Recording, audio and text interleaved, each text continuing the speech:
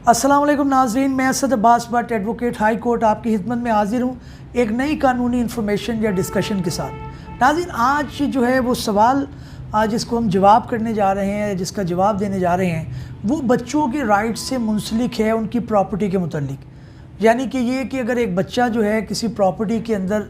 उसका मुकम्मल तौर पर मालिक है या फिर उसका शेयर उस प्रॉपर्टी के अंदर है, तो एज़ ए ख़रीदार आपको कौन कौन सी चीज़ों को अपने जहन में रखना है ताकि वो प्रॉपर्टी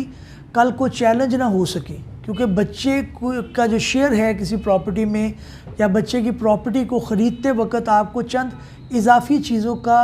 जो है वो तदारुक करना पड़ता है, उनको जहन में रखना पड़ता है, उनको प्रैक्टिस में लाना पड़ता है। अगर आप ये नहीं करेंगे तो कल को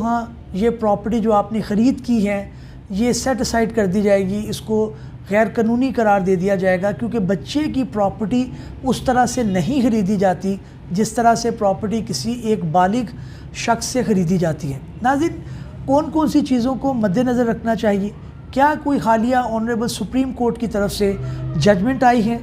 या ये कि कोई प्रिंसिपल ऐसा है जिसे दोबारा जो है वो फोर्स के साथ कहा गया है कि आपने कौन कौन सी चीज़ों को मद्देनज़र रखना है? इन सारे पहलुओं को हमने डिस्कस करना है, क्योंकि प्रॉपर्टी बहुत महंगी होती है और जब भी आप किसी बच्चे की प्रॉपर्टी ख़रीदते हैं तो उसके अंदर आपको ये ख़दशा हो सकता है कि कल को वो सारी प्रॉपर्टी जो है उसको, उसकी ट्रांजैक्शन को, उसकी सेल डीड को, उसकी रजिस्ट्री को गैर कानूनी करार दे दिया जाए। लेकिन अगर आपने इन चंद एहतियातों को या तदाबीर को मद्देनज़र रखा, उनको प्रैक्टिस किया और उनको मुकम्मल करने के बाद अगर आपने किसी नाबालिग बच्चे से प्रॉपर्टी ख़रीदी तो इसके अंदर किसी किस्म का कोई मसला नहीं आ सकता। तो नाज़रीन, आइए अपनी बात का आगाज़ करते हैं। सबसे पहले तो ये कि जब भी आप पहले ये समझ लें कि एक जो बालिग बंदा है और एक जो बच्चा है उससे प्रॉपर्टी ख़रीदने में, यानी बच्चा अगर किसी प्रॉपर्टी का मालिक है, चाहे वो उसके अंदर कोई शेयर उसका हो या मुकम्मल हो, इस चीज़ से कतई नज़र आपको नंबर 1 ये ज़हन में रखना है कि आपने उससे डायरेक्टली प्रॉपर्टी नहीं ख़रीदनी। क्योंकि बच्चा जो है वो अपनी प्रॉपर्टी डायरेक्टली ट्रांसफ़र नहीं कर सकता। अगर नहीं कर सकता तो फिर क्या इसका मतलब ये है कि आप बच्चे की प्रॉपर्टी ख़रीद ही नहीं सकते, या फिर ये कि बच्चा प्रॉपर्टी बेच ही नहीं सकता? नहीं, ऐसा नहीं है। आप बिल्कुल प्रॉपर्टी ख़रीद सकते हैं, लेकिन उसके लिए आपने उसका गार्डियन जो है मुकर्रर करवाना ज़रूरी है। अब इसके अंदर जो प्रैक्टिस चलती है, वैसे तो जो लॉ है उसके अंदर ये है कि जो डी फैक्टो गार्डियंस होते हैं उसको तो आप फादर जो है वो एज़ इट इज़ ही बेच सकता है, मदर जो है वो एज़ इट इज़ ही बेच सकती है। लेकिन जो डी फैक्टो गार्डियन नहीं है, अव्वल तो मैं ये भी कहूँगा कि आप इस चीज़ से कतई नज़र के कोई डी फैक्टो है या नहीं है, आप उसकी प्रॉपर्टी की मुकम्मल प्रोसीजर को अडॉप्ट करवाएं। अब अडॉप्ट करवाने का क्या तरीक़ाकार है? वो यही है कि आप जो भी उनका गार्डियन होगा बच्चे का, वो कोर्ट के अंदर एक एप्लीकेशन फ़ाइल करेगा to be appointed as a guardian of the minor. वो माइनर एक भी हो सकता है, 2 भी हो सकते हैं, 3 भी हो सकते हैं, जितनों को शेयर्स हैं प्रॉपर्टी के अंदर, वो सारों का एक गार्डियन मुकर्रर होगा। वो एक लंबी फहरिस्त है, यानी बाप है, बाप नहीं तो मदर है, मदर नहीं तो दादा है, नानी है, उनकी जो भी अपॉइंट हो वो उस बच्चे का शेयर जो है वो सेल करेंगे। अब जब आपने गार्डियनशिप सर्टिफिकेट ले लिया तो कहानी यहाँ पे ख़त्म नहीं होती। गार्डियन अपॉइंट होना एक चीज़ है, स्पेसिफिक परमिशन गार्डियन कोर्ट से लेना कि जनाब इस बच्चे की प्रॉपर्टी जो है उसको हम सेल कर रहे हैं, उसका मुसवदा भी अप्रूव करवाना है। यानी कि मिसाल के तौर पर पहले आप गार्डियन अपॉइंट होंगे, नंबर 2 आप कोर्ट को सेल करने की बच्चे की जो है वो परमिशन लेंगे, नंबर 3 ये कि आप सेल डीड जो करवा रहे हैं या जो भी आप ट्रांसफ़र लेटर करवा रहे हैं उसके अंदर आप कोर्ट को प्रेजेंट करेंगे उस मुसवदे को। यानी कि कोर्ट यहाँ तक देखेगा कि जनाब इस बच्चे के साथ कहीं ज़्यादती तो नहीं हो रही, कहीं इसका शेयर जो है वो ज़्यादा था, उसको कोड़ियों के दाम तो फ़रोख्त नहीं किया जा रहा। ये सारी चीज़ों को कोर्ट मद्देनज़र रखेगा और कोर्ट देन अलाउ करेगा कि जनाब आप ये बच्चे का शेयर जो है उसको बेच सकते हैं। अच्छा, जब बेच देते हैं तो उसके बाद अगली जो है वो चीज़ ये है कि जो गार्डियन कोर्ट है वो तब भी उस एप्लीकेशन को ख़त्म नहीं करता, बल्कि उसके अंदर लंबी तारीख दे देता है, 6 महीने की, साल की, ताकि जब तक बच्चा बालिग ना हो जाए उस वक़्त तक जो है वो केस आपका पेंडिंग रहता है। اس کے اندر کوئی ایسی چیز نہیں ہوتی، لیکن بچہ کل کو اٹھ کے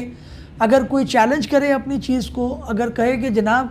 یہ پراپرٹی انہوں نے کوریوں کے دام بیچی، اس کے اندر کوئی میلا فائڈی تھی، تو وہ اس کے اندر گنجائش باقی رہتی ہے اور وہ اس کو کر سکتا ہے۔ نارملی بچہ 18 سال کا بالغ ہو جاتا ہے، لیکن پہلے بھی میں ویلوگ میں بتا چکا ہوں، اب بھی میں عرض کر رہا ہوں کہ جو گارڈین کورٹ کے اندر بچہ ہوتا ہے وہ 21 سال کا بالغ ہوتا ہے۔ یہ ایک احتیاطی تدابیر انہوں نے دی گئی ہے۔ تو جب بھی آپ پراپرٹی خریدیں، آپ نے دیکھنا یہ ہے کہ اگر اس کے اندر مائنر انوالو ہیں تو سب سے پہلے اس کا گارڈین اپوائنٹ ہو، پھر کورٹ سے اسپیسیفک پرمیشن لی جائے کہ جناب اس بچے کی پراپرٹی ہم خرید کر رہے ہیں، اور اس کے بعد جو ہے وہ کورٹ جو یہ کرے گا کہ جناب آپ کو اس کا مسودہ الاؤ کرے گا اور اس معاملے میں کرے گا۔ ایک سوال جو یہ آتا ہے کہ جناب صرف یہ پراپرٹی متعلق ہے، پراپرٹی سے کنسرنڈ ہے، پراپرٹی سے متعلقہ ہے، پراپرٹی کسی بھی قسم کی ہو اس کے اندر دیکھا جا سکتا ہے کہ جناب یہ پراپرٹی موویبل ہے یا اموویبل، یعنی یہ کہ کوئی گاڑی بھی ہو سکتی ہے، کوئی جو ہے وہ ایسی جو کہہ لیں گے دوسری اموویبل چیز بھی ہو سکتی ہے، بائک بھی ہو سکتی ہے، ہیوی بائک بھی ہو سکتی ہے۔ وہ پراپرٹی کی نیچر جو بھی ہو، آپ کو ان تینوں سٹیپس کو مکمل کرنا ہے۔ اب آئیے میں آپ کو تذکرہ کرتا ہوں کہ حالیہ ایک ججمنٹ آئی ہے، جو ہمارے لاء کے اسٹوڈنٹس ہیں یا جو لاء سے تھوڑا بہت شغف رکھتے ہیں، جو تھوڑا شوق رکھتے ہیں، ان کے لیے میں بتاتا چلوں، یہ سول اپیل نمبر تھی 32K آف 2018، 2018 کی 32K آف 2018، اور اس کا ٹائٹل تھا Muhammad Aqil versus Muhammad Amir and other. اس کے اندر بھی یہی پرنسپل سیٹ ہوا ہے۔ اس کے بھی ریسنٹلی آئی ہے، 2023 کے اندر اس کی آئی تھی ہیئرنگ، اور اب یہ اپلوڈ ہوئی ہے۔ اس کے اندر انہوں نے یہی کہا ہے کہ جناب یہاں آپ نے بچے کا جب شیئر خریدنا ہے تو اس کے اندر آپ نے معاملے کو تینوں سٹیپ گزارنے ہیں: گارڈین اپوائنٹمنٹ، پرمیشن،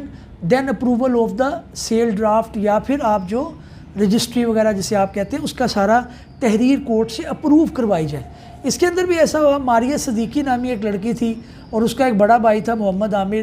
دونوں کے جو فادر کے سے پراپرٹی آئی ان کا انہوں نے بیانہ کر لیا، اور بیانے کے بعد جو ہے وہ بیٹے کی حد تک جو کورٹ نے کہا کہ جناب آپ ٹھیک ہیں، لیکن لڑکی جو ماریہ صدیقی تھی اس کی حد تک انہوں نے کہا کہ یہ ٹھیک نہیں ہے، وہ بالغ نہیں تھی، اس کا بھائی اس کی پراپرٹی کو کیسے بیچ سکتا تھا آگے۔ ٹرائل کورٹ نے اس کے اندر ڈگری کیا تھا کیس، لیکن جو ایپلٹ کورٹ تھا اس نے خارج کر دیا اس بناوٹ کے اوپر کہ بیانہ ٹھیک نہیں ہے اور یہ غلط ہے۔ پھر ہائی کورٹ نے یہ کہا کہ جناب جو بھائی ہے محمد عامر، کیونکہ وہ بالغ تھا، اس کی حد تک پراپرٹی بیچنا ٹھیک ہے، لیکن جو ماریہ صدیقی ہے اس کی حد تک پراپرٹی بیچنا غلط تھا۔ اس معاملے کو لے کر جو ایپلٹ تھا وہ کورٹ کے اندر آیا، جس کا نام میں نے آپ کو پہلے بتایا ہے، محمد عاقل جو ہے وہ کورٹ میں آیا، سپریم کورٹ کے اندر